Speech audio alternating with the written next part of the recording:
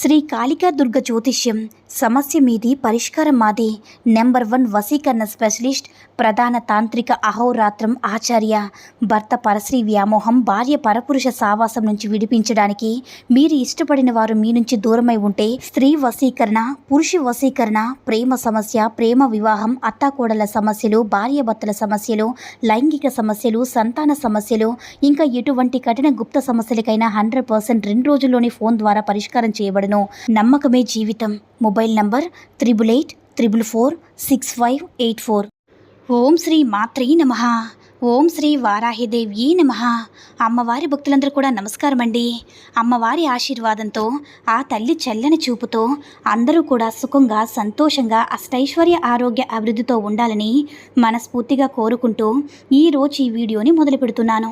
ఈరోజు వీడియో ఏంటంటే, బుధవారం రోజు ఏకాదశి పడుతుంది కాబట్టి రాత్రి సమయంలో చీకటి పడిన తర్వాత 7 ఎండు మిరపకాయలతో ఇలా చేసి నీటిలో వేస్తే చాలు, కొన్ని నిమిషాల్లోనే మీ కష్టాలన్నీ కూడా పోయి, మీకుండే ధన సమస్యలన్నీ కూడా పోయి, దిష్టి దోషాలు, శత్రు బాధలన్నీ కూడా పోతాయి.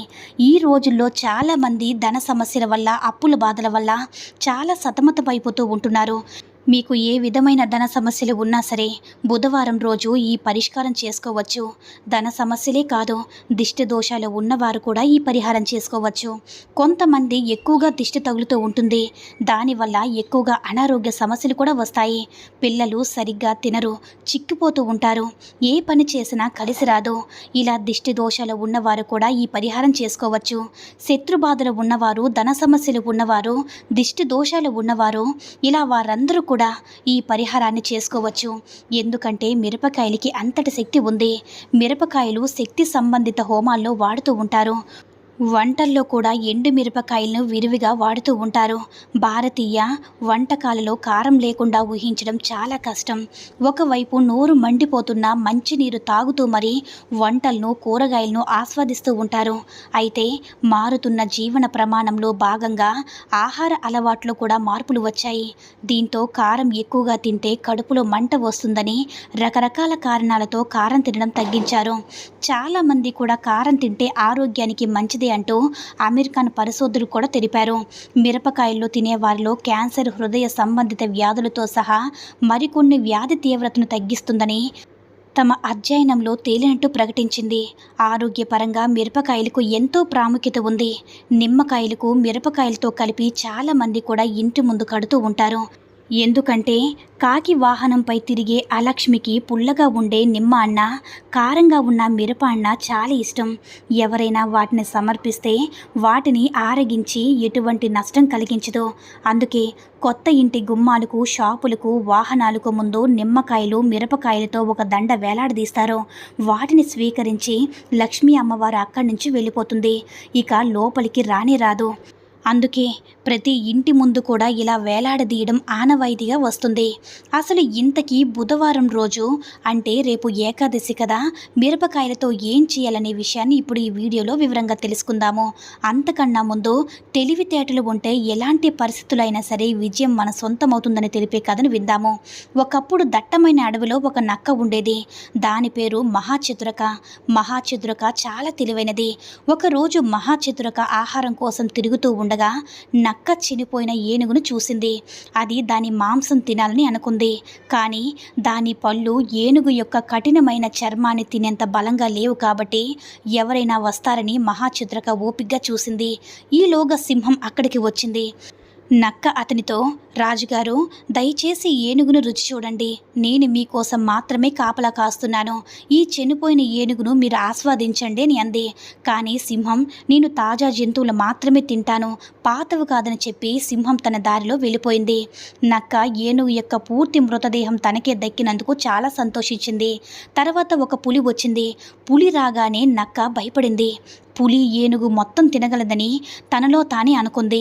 అందువల్ల తన పులితో, వేటగాడు ఏనుగున విషపూరిత బాణాలతో చంపాడు.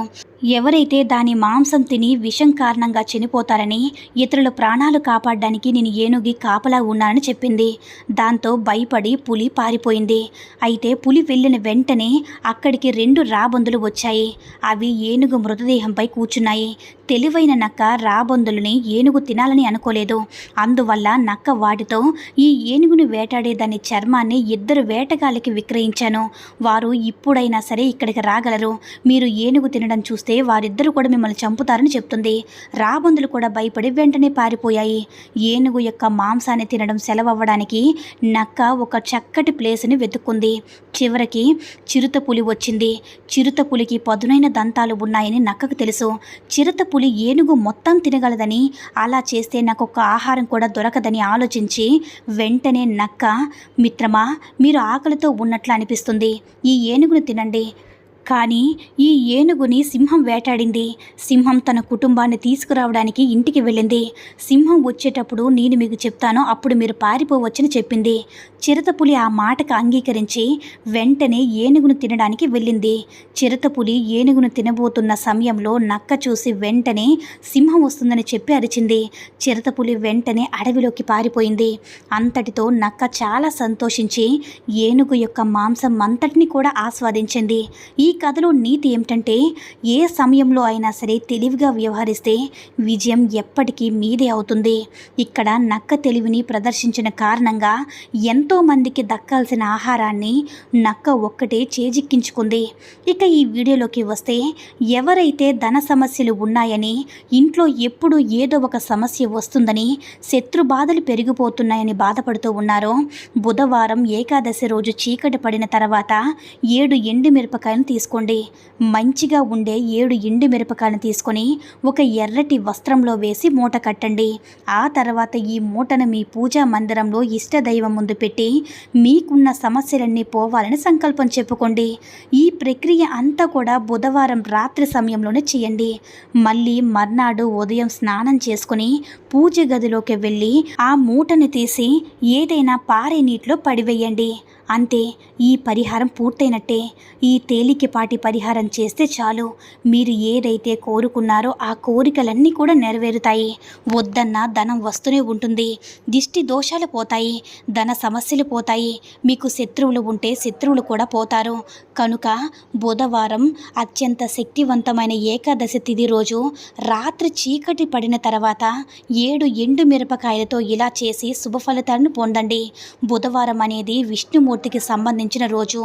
వారానికి అధిపతి బుధుడు, దేవత విష్ణుమూర్తి కాబట్టి విష్ణుమూర్తికి ఇష్టమైనటువంటి ఈ ఏకాదశి కాబట్టి బుధవారం రోజు విష్ణుమూర్తికి సంబంధించిన మంత్రాలు, నామాలు చదువుకోవాలి. అంటే వెంకటేశ్వర స్వామికి సంబంధించిన నామాలు చదువుకుంటే మీకు చాలా అంటే చాలా పుణ్యం, మంచి జరుగుతుంది.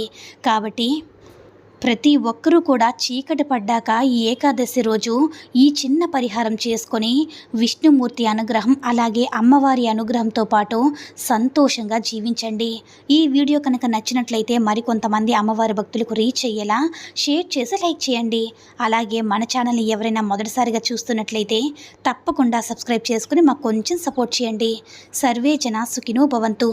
ఓం శ్రీ మాత్రే నమః. ఓం శ్రీ వారాహిదేవ్యే నమః.